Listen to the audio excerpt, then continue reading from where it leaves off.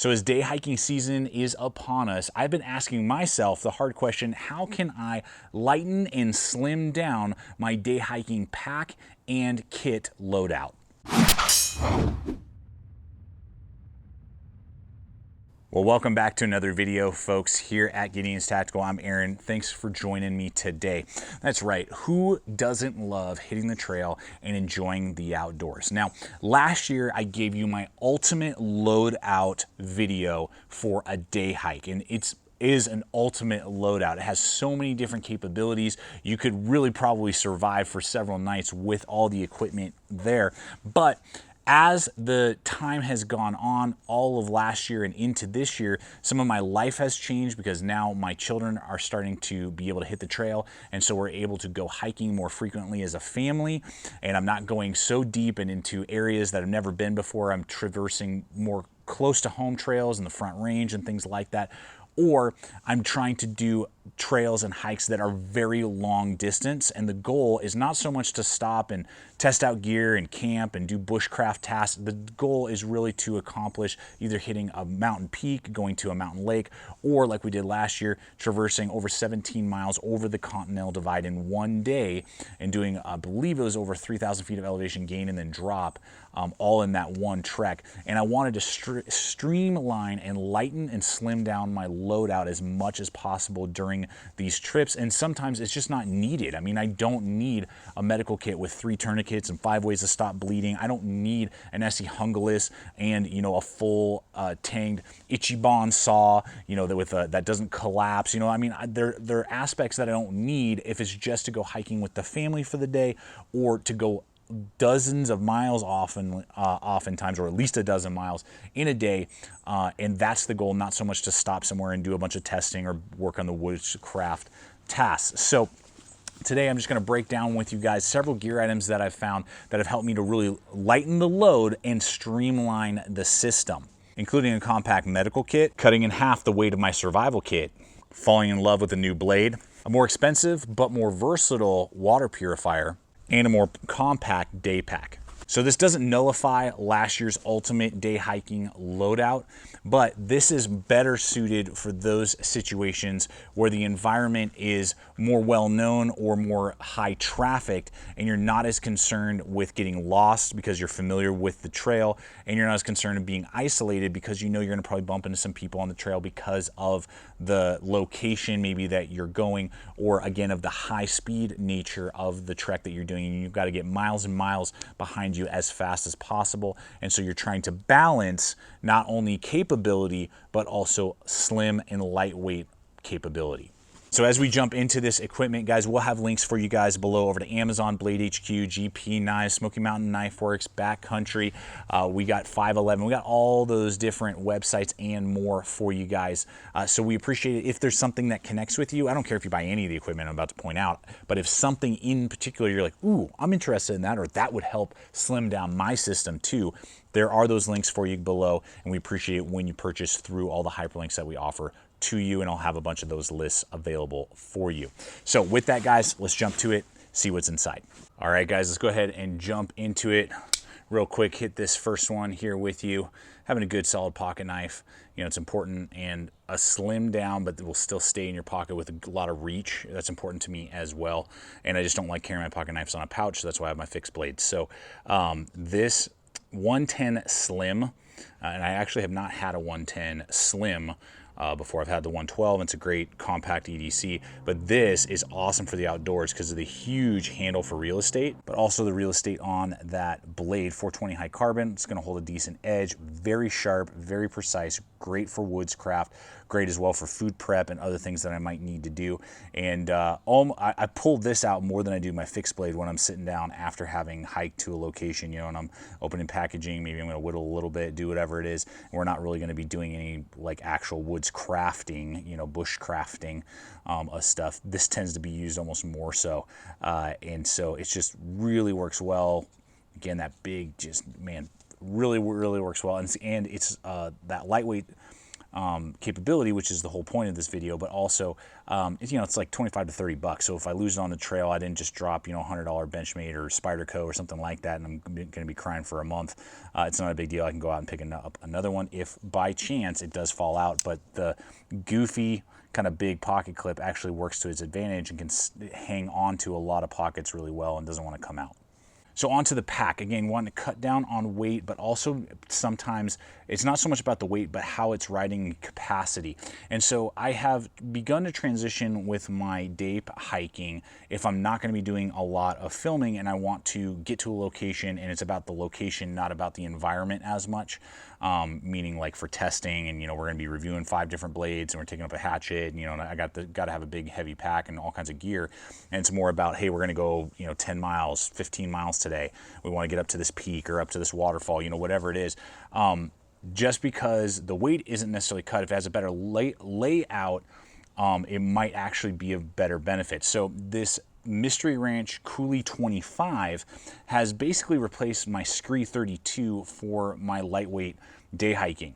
Now, they weigh the same at 2.9 pounds. They both do, and I am losing 7 internal liters, but the exterior stash pockets that this has actually accent and give me more exterior capability without losing too much on the interior. And so I found that I can carry the same loads as my Scree 32, or even better laid out loads that can put it in more accessible points if I need to. And when you have a smaller pack, you tend to pack less things, and so that's helping me to really think through my process and actually kind of sparked part of this video. So I've been doing the Coulee 25. The Scree 32 is still in a phenomenal pack. If that's what you've recently picked up, you're gonna love it. For me, this has just kind of helped me a little bit to streamline things and even create this video for you. Now, the first thing that I really wanted to cut down on was my med kit.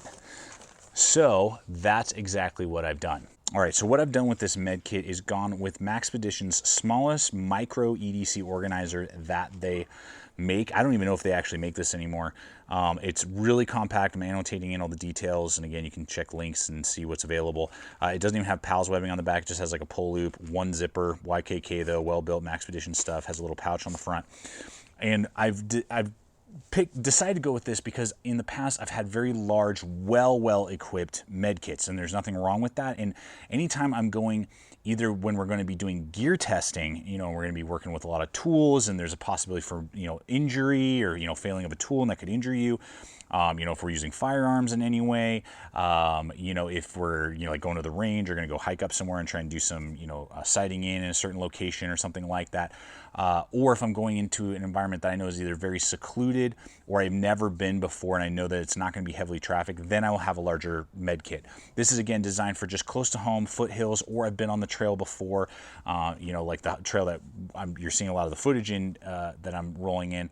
A lot of these are pretty populated, or I've been on them so many times I know exactly where everything is, and I'm not too concerned with needing, like, you know, 3 different ways to stop bleeding and 4 tourniquets and all that different type of stuff. There are moments for that, and like camping and different things like that where weight isn't necessarily an issue, but I wanted to strip down size and strip down weight, and so that's what I've decided to do here. And what I have decided to go with, and again, guys, I'm not a medical professional. You should be trained. You should know what you're doing when you use medical equipment. Do not just go buy all this stuff and then start applying it the next time you get a boo-boo. I mean, know what you're doing. There are risks involved anytime you start doing medical stuff on yourself or on another person when you're not very trained or equipped. So just keep that in mind and keep that in consideration. So what I've decided to do is painkillers right there. So we got some Tylenol, and then I've got some antihistamines, allergic reaction type of stuff. So again, if you did maybe get an insect sting or something like that, or someone in your party did, we've got some medical gloves there. Then on this side here, I have my little boo-boo kit in a Ziploc bag, just to kind of help with the water resistance, and you know, if it rained on me or if I fell in a creek while I was trying to pass it or whatever.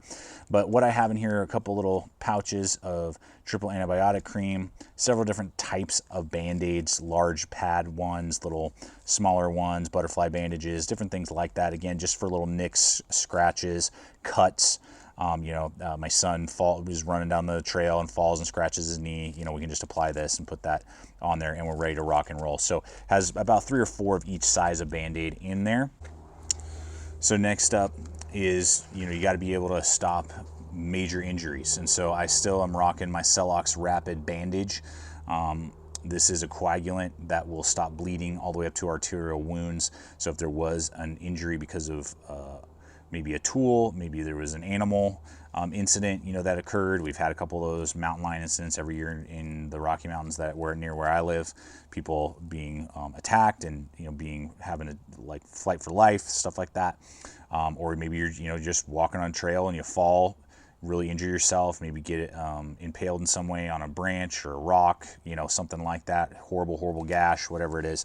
So it's important to have something like that, I feel. And then I have a SWAT T tourniquet. I have used these before. Literally, the doctor said after it was all over, the incident where my buddy had hit one of his arteries in his thigh while we were out camping, I applied this and we drove about an hour to get to the ambulance that was waiting for us. And the doctor said that if he had not had this on, he probably would have bled out. So I trust SWAT T tourniquets. They also work well for animals or children.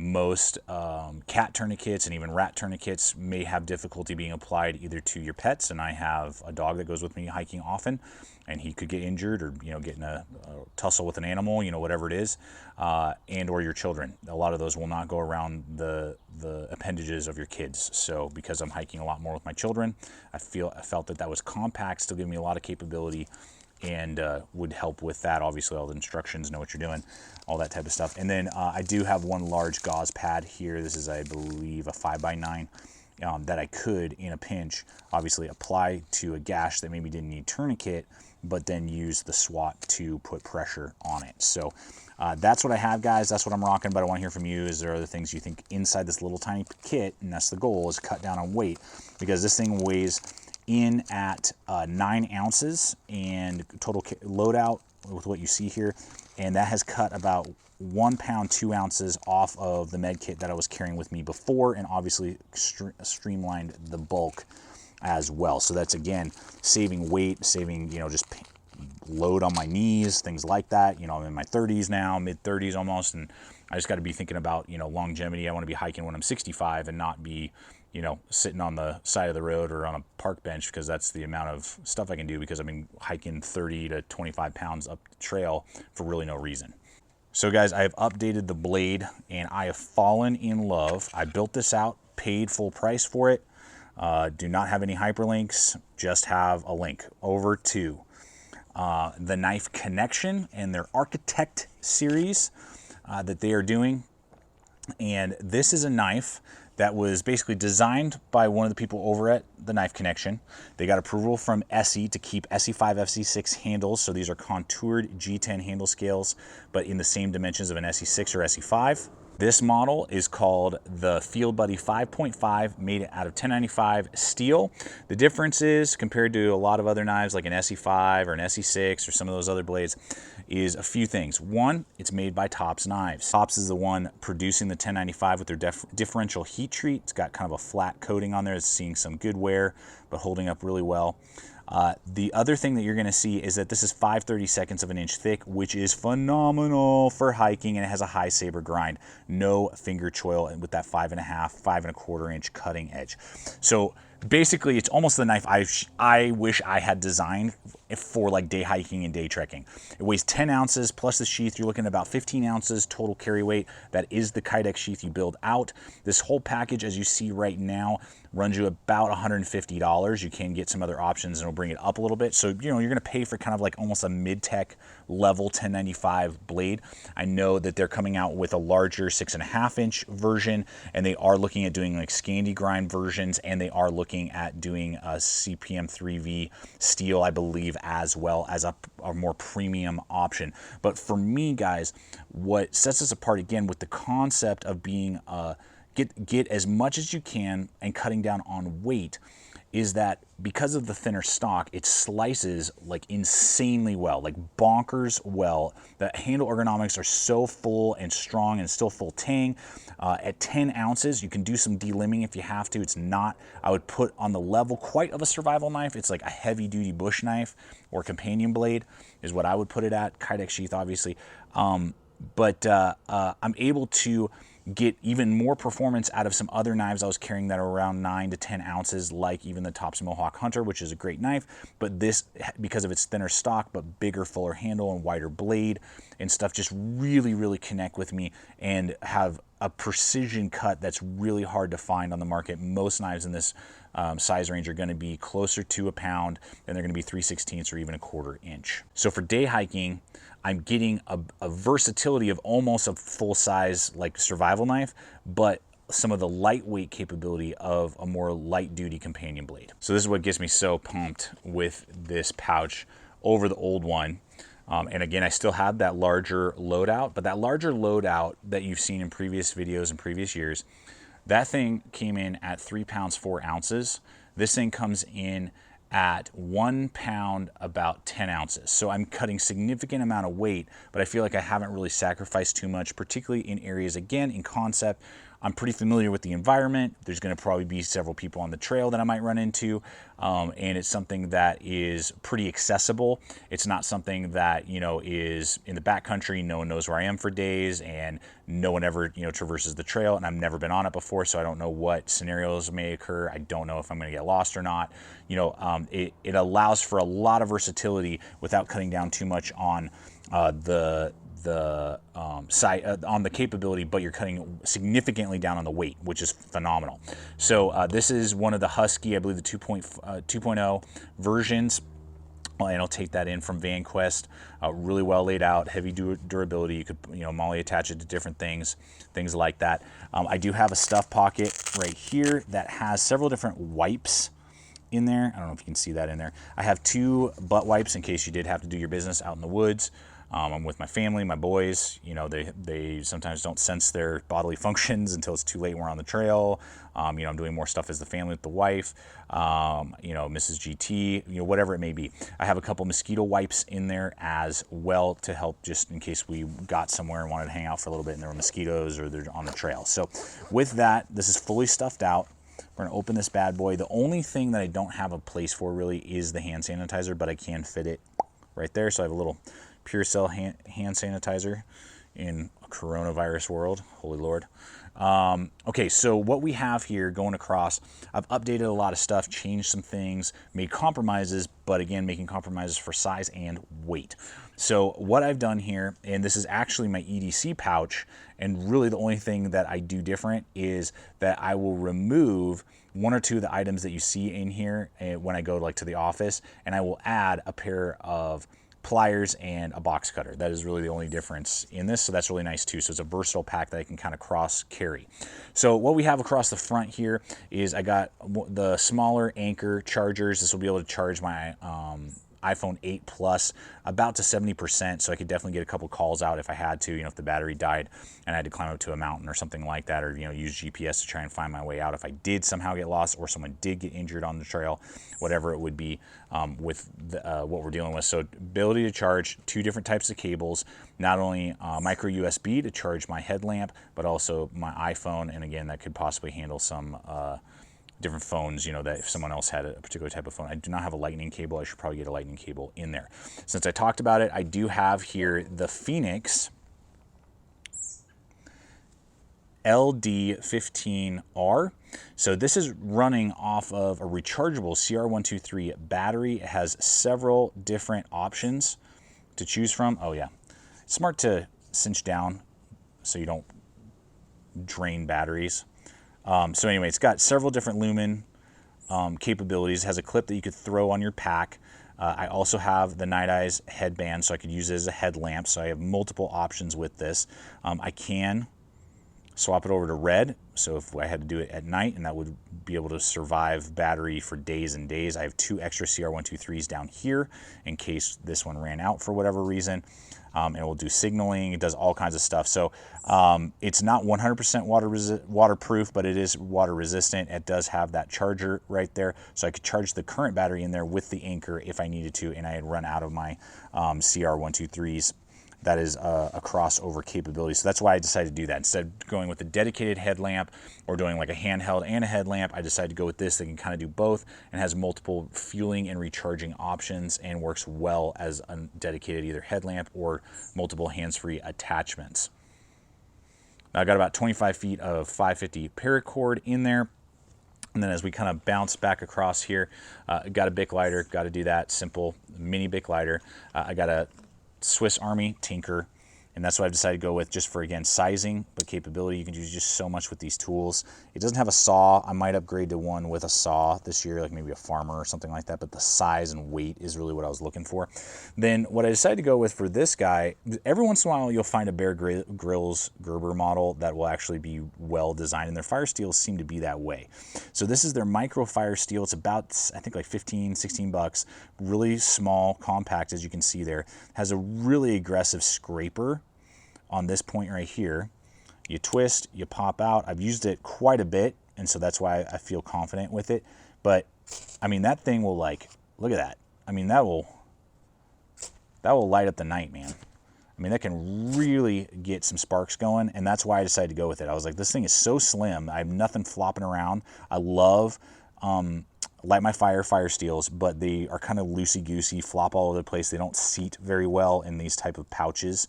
And this still gives me pretty good ergonomics to get really good, like, flames thrown off of there very easily. Then on the back here, I just have the micro work sharp, like, I can't even remember what the model number is. I'll annotate it in. You know, they got some screw bits there for pocket knives, again, because I do carry this to the office, and this is my around town pouch as well. So I could tune up like that, the Swiss Army knife, the Buck that we looked at, or that Tops. I'm not going to be able to reprofile an edge, you know, or whatever, but I could be able to take out little rolls or chips if I happen to drop it, or I bumped it up against a rock while I was carving or something. I got a little burr. I could do that, and then the ceramic rods could easily maintain any of those in there. And I do have one trioxane tablet that could definitely get his fire going for me. And then I do have a Brunton compass. Works well. It's been with me for years. It's compact, small, glows in the dark, so I can see it at night. Good functionality there. And as we go back in here, I have one emergency blanket. I have a Right in the Rain tablet as well as a Right in the Rain pen. Got a Night Eyes gear tie that I could tie off stuff. I got several aqua tablets to be able to purify water if need be. I got some duct tape taped to an old credit card in there, so I got some duct tape as well, all stuffed in the back. So I'm happy with the compromises that I've made with some of the gear items here. I'd love to hear from you guys, though, if there's maybe items that I could even streamline even more or better for this compact idea. So another area where I'm trying to create maybe more versatility, it may not really have cut down on weight, but it could potentially be cutting down on the need to carry more water in different bottles and things like that. So in the long run, it does actually cut down on weight. I've been starting to use this Grail water purifier. I will be doing a video soon on it to give you all the pros and cons for it. It's pretty compact. It will filter 16 ounces at a time. The interesting aspect is kind of like a French press, where the concept is that you fill this container with 16 ounces, your filter's down here, and then you press, and that's where you push basically through the filter your dirty water, and then you're ready to either drink. But what's really cool, and what most other compact bottle filters that I currently have don't offer, is that now I have purified water in here in the bottom and the lid, and I can pour this either into other people's containers, into a Nalgene, or into the bladder that I regularly take with me. And so it allows me to maybe not have to feel like I have to always be refilling and I can't share, because the Sawyer that I usually use, you scoop the dirty water up and then you put your filter inside and you just drink dirty water straight out of the container. This allows for basically pure water to be inside that secondary compartment. So in concept, I think it's going to be a cool long-term user, so they can pour it into other people with me on the trail, share with my sons, that type of thing, but also refill bladders much easier than trying to bring a bag up and filter that and do all those different things that you need to with a lot of other designs. The issue is it will cost you a pretty penny. This guy will usually go around $70, which is definitely about double what I paid for my Sawyer water bottle filter. Well, folks, there you have it. Thanks so much for joining me today, coming over and watching this video. I'd love to hear again your guys' comments, thoughts, ideas on how I can even streamline the system even more. If there are other questions that you may have, I will have that ultimate day hiking loadout video as well included, because there are items that I haven't changed at all that I just didn't touch on, just to try and shorten the length of this video for you. So there are other attributes. I go into like water bladders, I go into some other aspects, and maybe there you do want to load out the medical kit a little bit more, or maybe you do want a more comprehensive survival kit. I will have those in those links below that you can watch those other videos as well and get all the data that you need, because that's what I always want to do in these type of videos, give you info, give you data, so that you can have the loadout and capability that you feel you need when you're out there enjoying creation. So with that, guys, thanks so much. Check out the other video popping up. Subscribe if you're not a current subscriber. Follow us along Instagram and Facebook as well. And finally, always remember, stay equipped, stay prepared, and we'll see you out there.